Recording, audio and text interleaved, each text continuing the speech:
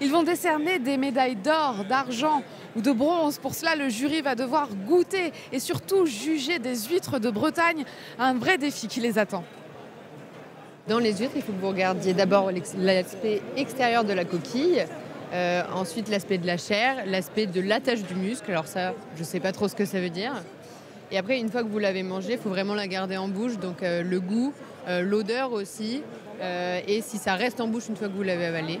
Le but du concours, c'est quand même de reconnaître les produits d'exception et de valoriser les produits d'exception. Et si on trouve par exemple un petit défaut, les critères sont importants, enfin les commentaires qu'on fait sont importants parce que ça peut encourager les producteurs à améliorer leur production.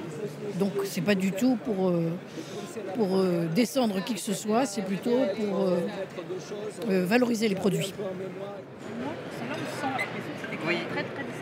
Sur chaque table, une catégorie différente. Ici, les huîtres creuses fines de Bretagne Sud. Sur la table d'à côté, celle de Bretagne Nord.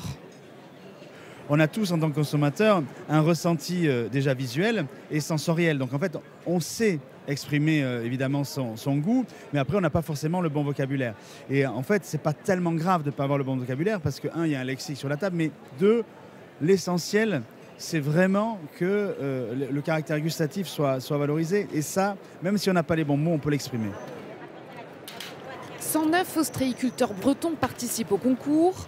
Près de 25% d'entre eux décrocheront une médaille.